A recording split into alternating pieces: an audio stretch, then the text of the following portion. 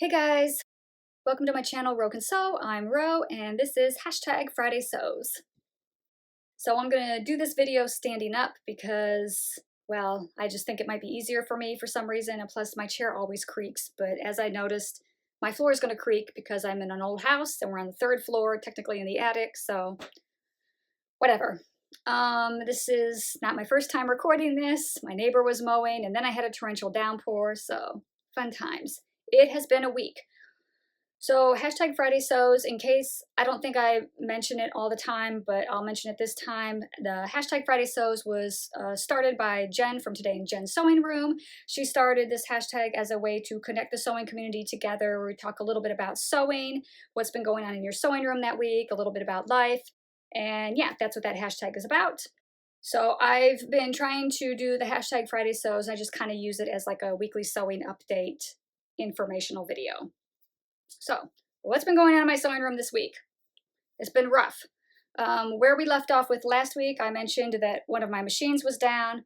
Haven't been able to continue to work on it. It is still out of commission. It is actually on my floor, banished in the corner, in pieces right now.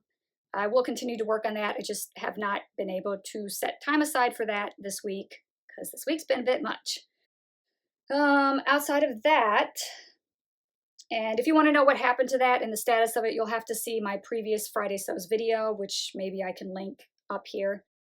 Outside of that, I also had mentioned in that video the project that I was working on that I was nearing completion. I have the pattern, wait a minute. Simplicity 3961. I was making these. I cut out the long version because I didn't know where I wanted the hem to fall. And where we left off with this last was that I had cut the fabric, I had sewn it together, I had done the decorative stitching on the waistband and the pocket openings. I cannot recall if I had decorative stitching on the pants yet. I don't think that I did. I think the last time we saw each other, I had just pinned the pants up about 2 inches and determined that was going to be where I was going to have my hem finish at. So I did make some changes, or the pants are finished now. The pants are finished, but I made some addition to a few areas. What did I do? I decided that the decorative stitching that I had on there needed something extra. It just seemed undefined, if that's the way to describe it. And I had the pants already completed at that point, so I was kind of limited as to what I could do to define and add a little bit of extra to them. So I had on hand some of this 100% cotton crochet thread, which is probably just gonna, because of the lighting, it's just white cotton crochet thread. It's left over from someone else's project that I took, and this is how I decided to use it. I decided to outline the decoratively stitched waistband with the white cotton embroidery thread at the bottom, at the top, at the pocket openings, and I also did this stitching at the bottom hem. I think we mentioned that last time when I said I wasn't sure about how I was going to finish it. I did add 3 rows of decorative stitching, and I did a row of this cotton thread, and I'll show that to you in a minute. How I applied this, since the band was already finished, I went through the painstaking effort of sewing this on by hand with white thread. I kind of hand couched it first, and then I went back and crossed over it, couching it again a few times just to really fully secure that in place to ensure that it would be durable through the wash. But I did it that way so that you can see it on the outside of the waistband, but not on the inside facing, because the inside facing was already completed at this point. And I finished the edges by tucking, so I kind of tucked in. I tried a few different ways trying to figure out how to make this work, and I had to tear out a couple attempts. It doesn't look the best, mostly because, 1, I didn't really know what I was doing, and 2, because of the stage in which I decided to apply this, and that was just because I didn't know that I was going to apply it when I started the pants, and then I decided after the pants were finished, it needed something extra, and I had to figure out how to make that work. I originally was going to try to tuck the ends into the fabric, you know, threading a needle and kind of working a needle in like you would bury your threads when you're doing different types of stitching. However, due to the delicateness of this cotton and tencel fabric and the thick and sturdiness of the cotton crochet thread, I couldn't make that work without damaging the fabric. So what I ended up doing instead is I left this little extension here so you can see it better. I ended up starting my crochet thread. I laid it on top of like the pocket edge right here where this little piece is. I started it right there and I ran it this way and I stitched that in place, and then I reversed and laid the thread back over top, and I just stitched this several times to try to compact those two threads as tightly as possible, and continued to hand couch this in place. And then I did the same thing by taking the tail of it and just running it along the cording that I had already put on the waistband, and I did the same thing. I just tried to tack that down by hand very tightly to compress that, went back and forth a few times, really trying to secure that in place. And then I'll go back and just clip this little tiny bit of fray here, but if I had done that now, you wouldn't really have been able to see it. That's how I went about putting this in place. Is it ideal? Probably not.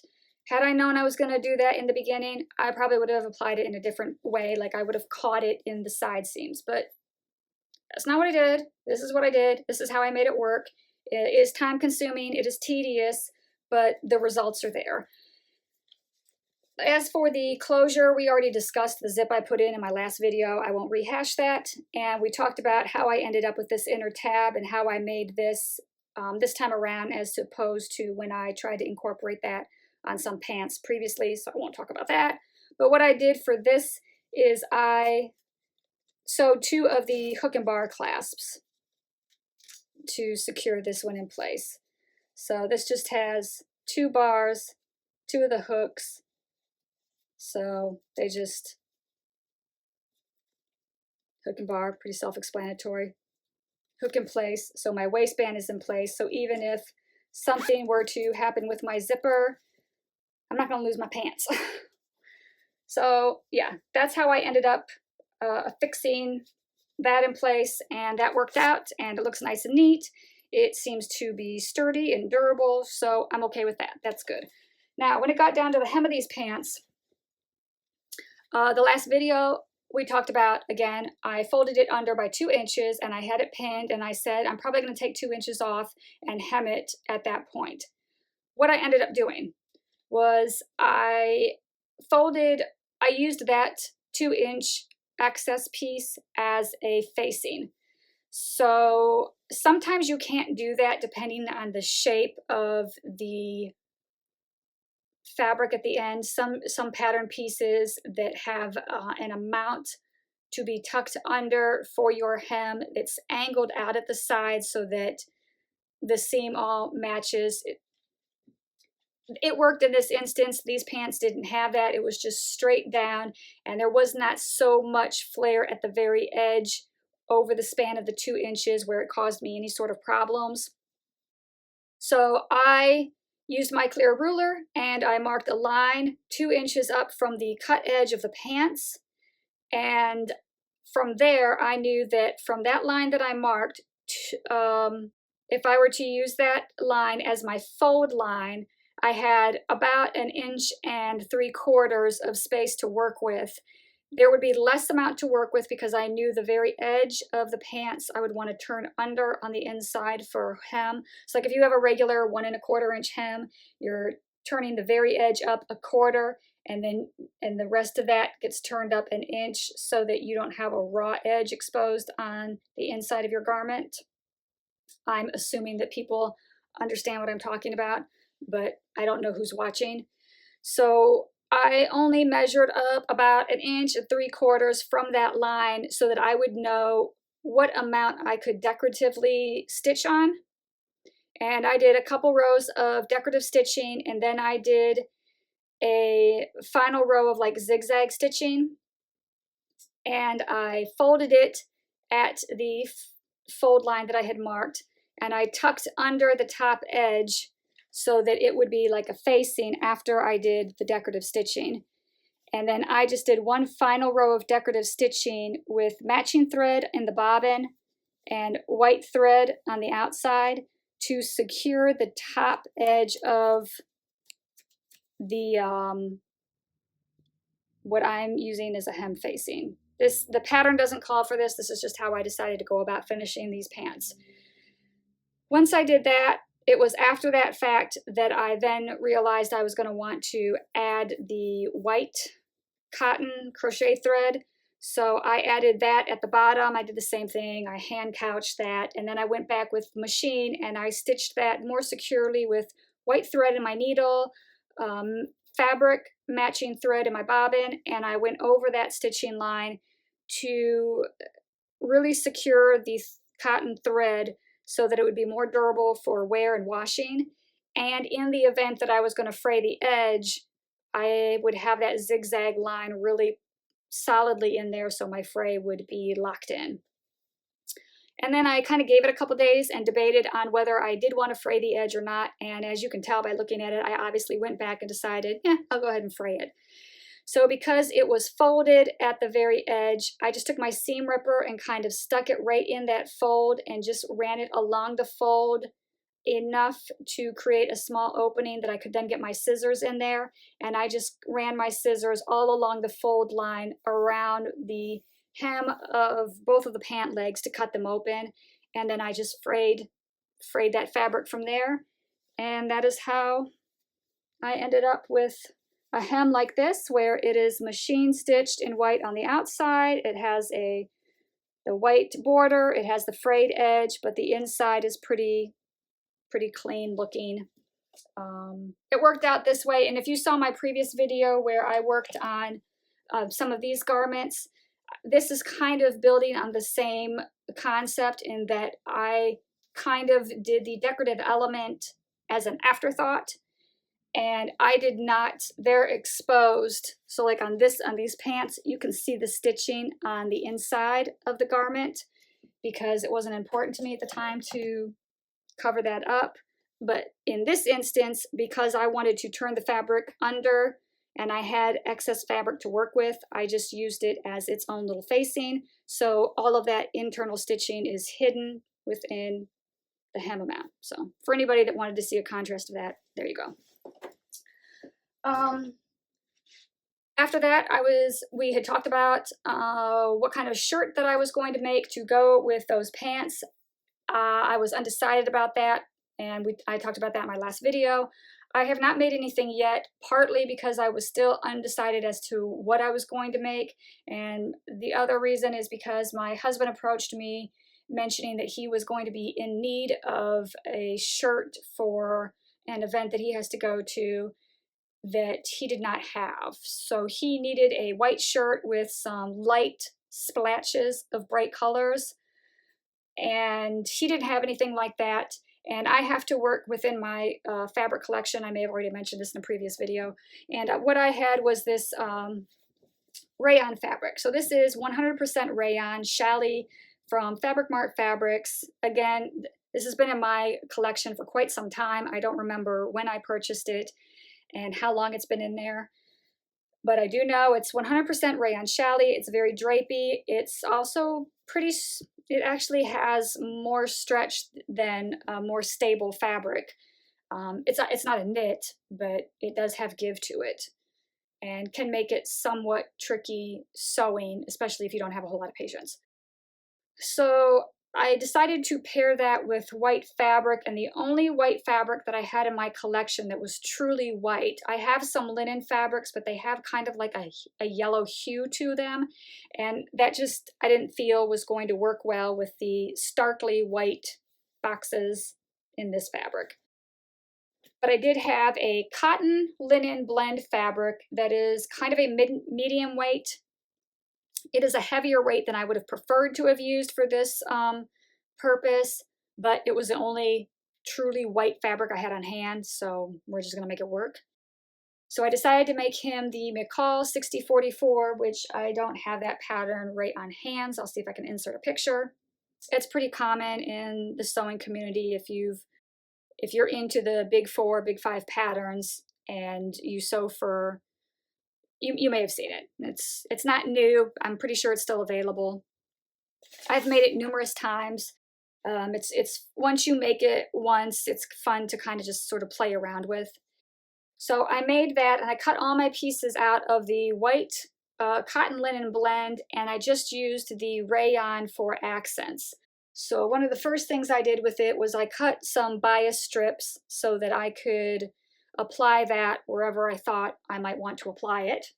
And at the time I didn't know where that would be. And I cut one of my collar pieces out of the rayon. Now, I have mixed feelings about how I went about doing this. I don't really think I'm sure there are better ways, but I'm trying to do this with my limited knowledge, and I'm trying to do this somewhat quickly so I can move on. And plus, there are certain times of the year where I end up in what I refer to as hyperventilative sewing, and it's just this, it's pretty much what it sounds like. And I decided how I was going to go about doing the collar to kind of get this moving and get this ball rolling on this project was to cut two of the collars out of the cotton linen blend, and one of those I felt would kind of serve the purpose of a sew-in interfacing, and I was hoping that this would work for me, but nah, I mean, it's fine. It's just I didn't want to put fusible interfacing on the rayon challis because I have done that on a couple of shirts in the past, and I don't know if it was the quality of the particular fusible interfacing that I used at the time, but I don't feel like it has been holding up well in the wash. I feel like the rayon has been separating from the interfacing and causing some bubbling. So I thought that I would try this technique or tactic and see if I had better results. Because of the texture and consistency, is consistency a good word for the rayon challis? Because of the type of fabric that the rayon challis is, I don't know that it was ideal, but if I press it enough, it might work. There's still some light bubbling, and I think what it really is it's just mostly noticeable at the areas where the layers of the cotton and linen fabric combined with the layers of the rayon fabric, once sewn together, kind of becomes like a little cushion spot. So you can still see some little bit of texture of those layers through the rayon, if that makes sense. I ended up cutting one collar out of the rayon, as I mentioned, two out of the cotton linen blend, and I put the rayon on top of one of the cotton linen blends and kind of used that as the interfacing. And I decided, one of the other things that my husband mentioned was not only bright color accents, but then he also mentioned gold. And I did have some gold thread on hand. So I decided to outline the patches of color with my gold thread in a decorative stitch to make it look like it was kind of patchworked together, which if I were actually patchworking this, which I've pieced fabrics together before to create my own sheet of fabric, it seems like it would be much easier to do when I'm trying to stitch the decorative stitching over top of the rayon and you're turning it. That's when things can start to shift, and that's where it became a little tricky. So I had to be very careful how I went about putting the decorative stitching on, especially because I was picking a wide stitch that kind of simulates a zigzag, which can tug on the fabric in both directions. I used white thread on the inside, the bobbin thread. I used gold thread on the needle thread, and I just sewed over the junctions of these squares so it looked like patchwork on just the one piece of collar. So the backing, you can't see it on because I kept that separate. I just stitched this as if I were stitching the rayon to the interfacing, but because they weren't fused together, it just provided a little bit more risk to what I was doing, if that makes sense. I don't know if I'm making myself clear. So I did that, and I felt like it's not perfect, but it was satisfactory enough that I decided to move forward with the project. So that's how I've done the collar, just to kind of test my concept. So yeah, this will be the outer collar. The under collar is still white. The collar band, I'm not really sure how I'm going to do that yet. Currently, I have 2 cut out of the white cotton fabric just to work with. Same with the front button bands. And I cut all the other pieces out of the white cotton fabric also. Once I got the collar done and I was kind of comfortable with how that was looking, I did the pocket next. And there's still markings on my shirt, but I will show you the pocket up close so you can see the blue is the water-soluble marking. So I made the pocket out of the white cotton. I took some of the bias that I had cut. Once the pocket was complete, I laid the bias strip over top, and I stitched that down.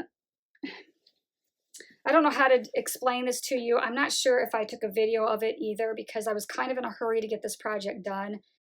But I folded the pocket the way you would normally fold a pocket in the instructions for this particular pattern, where you fold under the top edge by 1/4 inch to the inside, then you fold 1 inch to the outside, and you stitch along the seam allowances on either side, and then you turn the top of the collar so it's on the so it's all right side out at that point, and you top stitch along the pocket opening to secure that 1/4 inch underneath and keep the flap in place. And you do that before you adhere your pocket on. If you've sewn pockets before, you know what I'm talking about. If you haven't, don't use what I said as like a tutorial to get you through it, because it's not going to make sense probably without a visualization to go with it. Once I had gotten to the folding over part, before I top stitched it down, I laid my bias binding in a way so that I could stitch along the bias binding to secure it to the pocket, while also locking in that folded under 1/4 inch piece on the inside of the pocket in one fell swoop. And then I just kind of folded it over, tucked in one side, and then stitched that flat so that it would have a little strip of color here. And I just kept the edges. I had finished the edges of the pocket at that time, and I just folded the ends and tucked them in. And you can't really see it on the inside anyway.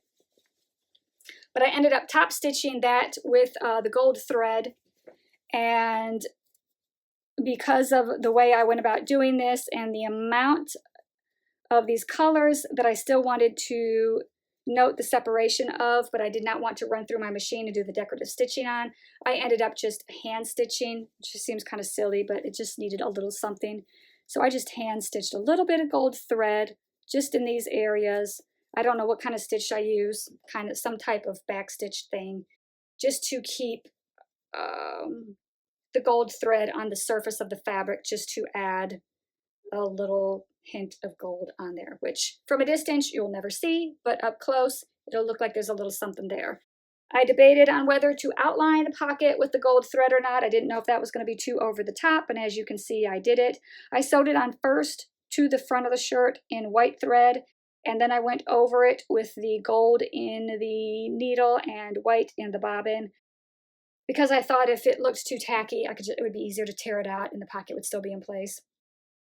After that, I sewed the front and the back together at the shoulder seam, and I took the bias binding that I had and I sandwiched it in that seam so that it would, once the seam was sewn and the fronts and the backs were folded out, you would have a little bit of the bias sticking out of that seam.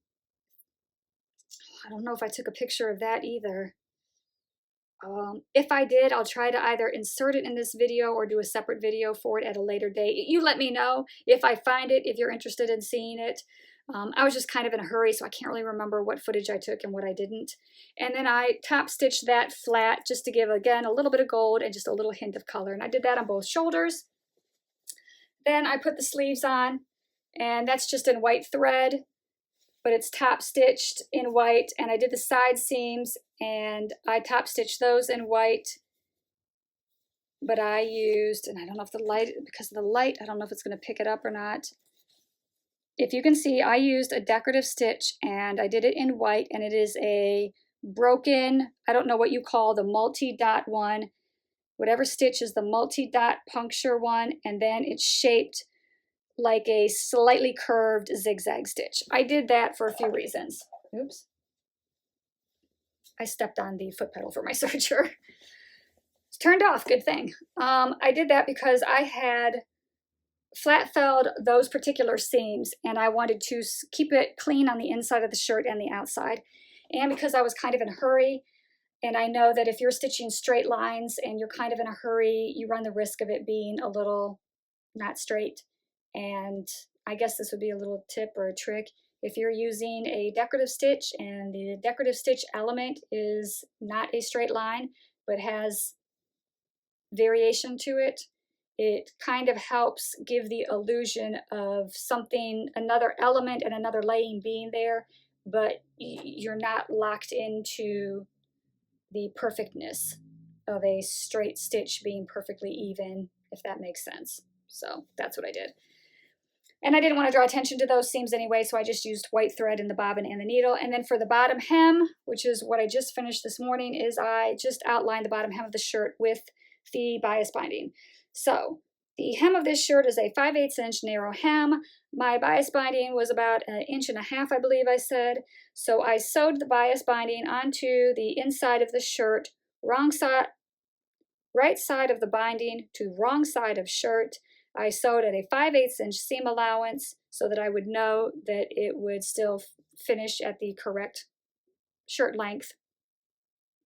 And I did the understitching and trimming of the seam, but I folded my bias binding to the outside or the right side of the shirt and then tucked it in and top stitched it in gold just to give it a little hint of color at the bottom of the shirt. So this will be seen on the outside of the shirt. The inside is just white. It is designed to be finished on the outside of the shirt.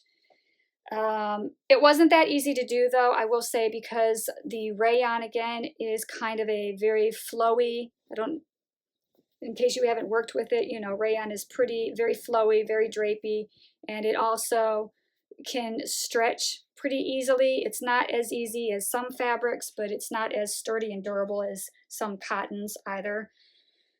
And plus, combined with the thinness of the fabric, it makes it a little bit delicate and can kind of warp. For that reason, and because I can be heavy-handed at the machine, I guess, I found that the outer edge and the way that I applied it, the outer edge wasn't exactly perfect. So I measured from the inside, just because seeing the seam line on the inside of my hem was easier. And I measured the distance that I wanted the bias binding to be finished on. And I marked that in blue water-soluble ink on the inside. And then I went through the painstaking effort of hand stitching that, like thread marking it with a more visible thread so that I would be able to see that line on the right side of the fabric, so that when I folded my bias over and I tucked it under, I could ensure that the outer edge of it would fall in line evenly with the thread marked line that was in line with the water soluble line. Somebody who, you know, has a lot more confidence and better dexterity probably would have been able to just do that, but this is how I went about doing it, to feel like I had some sort of control over it and some sort of hope that it would be relatively semi-even-esque. Anyway, that's where I am with this. So it does not have the collar on, it doesn't have the button band yet, and I have not finished the sleeves. I'm not sure if I'll finish the sleeves in the same manner of outlining them at the hem edge in this fashion, or whether I will fold it under and do a strip, or whether I will cut out something. I don't know how I'm gonna do that yet, basically. Or I don't know. But that's where I'm at with that. So we talked about the machine, we talked about the project I finished, we talked about this. I'm trying to get this done quickly. So when I get done with that, I'm going to move on to the next project for me, which probably should be the white shirt to go with those blue pants that we talked about earlier in the video. However, I do have a few projects that have been in the back of my head that want to get out as well. One is the Butterick 5221s that I made in black denim a few videos back. I would like to make another pair out of a natural linen fabric, full length like that. I have the fabric already in my collection, and it's sitting over in the dark corner back there, which you can't see. So I have that I can work on, but I also have this Butterick 8206. No, McCall's, sorry. This McCall's 8206. I want to make this view, and I want to make it out of this light blue fabric because when I was working on the dark blue pants, I remembered that I had a vision in my head that came to me with some embroidered blue pants and then a top that was also somewhat blue and flowy and had embroidery like on the shoulder, and I wanted to try to make something similar to that. So I have this blue fabric.